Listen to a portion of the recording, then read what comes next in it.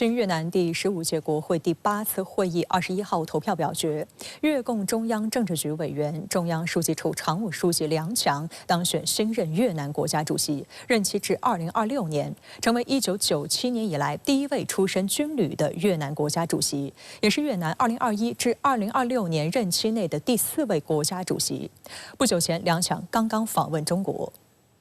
22号，越南举行了国家主席工作交接。在仪式上，越共中央总书记苏林正式向新任国家主席梁强移交了国家主席各项任务。此前，苏林同时担任越共中央总书记和国家主席2个职位。梁强在交接仪式上强调，将尽力学习、保护、继承和发挥苏林总书记和历届国家领导所取得的成就。此前一天，越南国会以电子投票通过梁强出任新任越南国家主席的决议。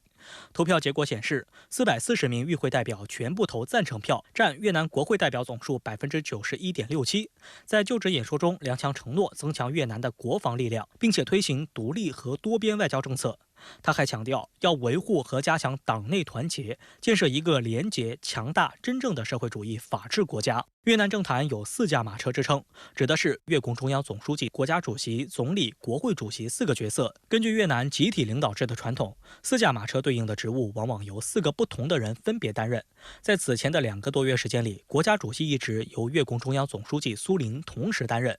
上一次出现这种情况是在2018年10月至2021年4月期间，已故越共中央总书记阮富仲同时担任越共中央总书记和越南国家主席。如今，越南政坛全新的4驾马车已全数亮相，并回归一人担任一职的局面，分别是越共中央总书记苏林、国家主席梁强、总理范明正、国会主席陈清敏。上半年先是选出苏林作为越共总书记，之后呢，很快又宣布说越南将在10月举行国会的选举，然后并且要选出这个主席。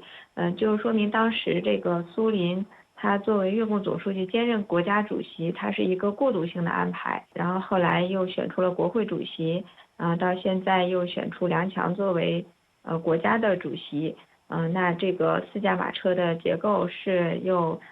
都稳定了下来，那也肯定是有利于越南，它不管是政治上的稳定，还是它这些经济发展和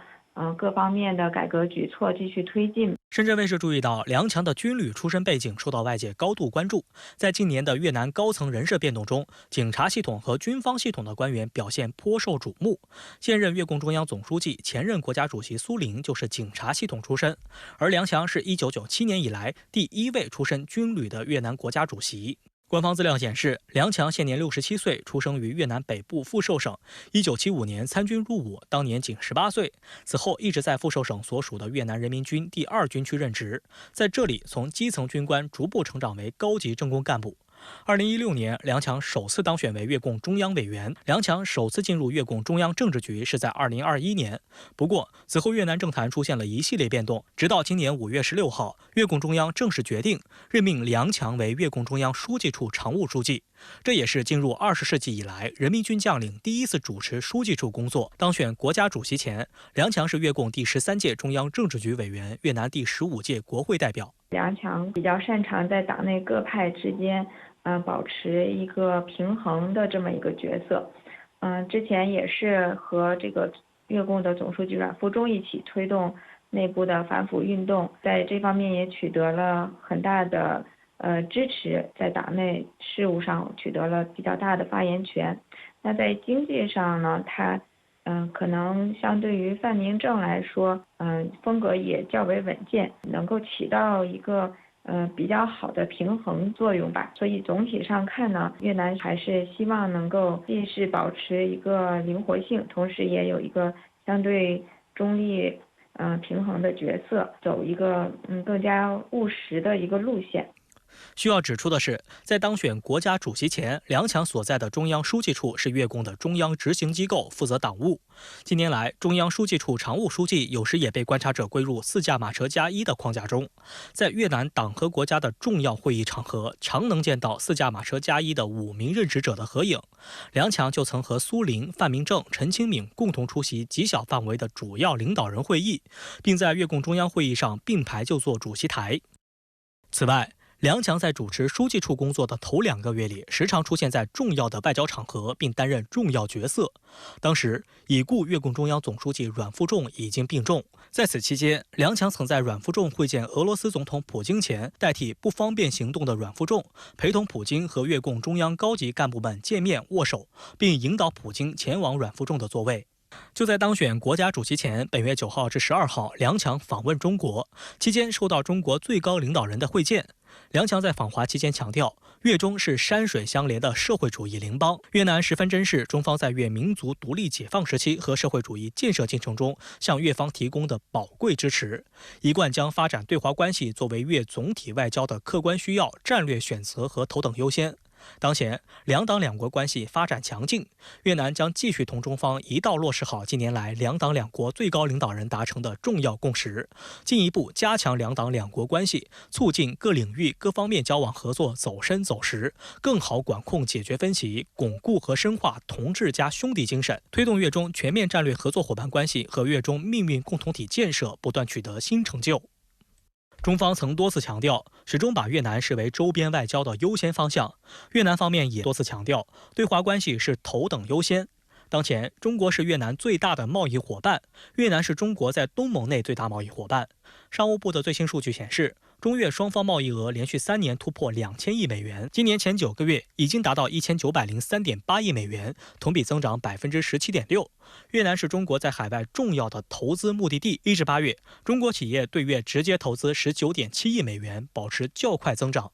未来，中国越南的经贸联系将更加紧密。本月14号，中越两国发表了中华人民共和国和越南社会主义共和国联合声明，表示将加快越南3条标准轨铁路的可研和规划编制工作。这3条铁路都是由中越边境越方一侧通往越南腹地的大城市。3条铁路都采用了1435毫米的标准轨距，对标中国的铁路标准。未来，列车可以直接从中国开到越南，不用换轨，既省时又省力。越南政坛又进入了一个新的阶段，同时也是一个稳中求变的阶段的情况下，那越南对与中国的关系应该还是会保持一个良好发展的态势，是又尽量在国际上去平衡与各个大国间的关系，然后为自己争取一个相对有利的国际地位。当地时间10月22号，美国国务卿布林肯开启中东出访之旅。美国务院表明，布林肯此次出访将与地区领导人探讨加沙冲突、以色列和黎巴嫩真主党冲突等议题。美国大选在即，中东局势复杂多变，以色列对伊朗的报复计划箭在弦上。不过，以色列绝密文件泄露事件或动摇美以关系。在此背景下，布林肯的出访备受关注。当地时间10月22号，美国国务卿布林肯抵达以色列，开启自2023年10月新一轮巴以冲突爆发以来对中东地区的第11次访问。美国国务院表示，布林肯将在中东与地区领导人就结束加沙冲突的重要性、如何为战后的巴勒斯坦制定计划，以及如何通过外交手段解决以色列和黎巴嫩真主党之间的冲突等议题进行讨论。美国国务院透露称，布林肯此次出访的行程将从以色列开始，但并未透露行程的其他目的地。布林肯访问中东，所谓劝和促谈，只是做样子给国内的选民看的，实际上不起到任何的效果。而且呢，我们看到美国只关心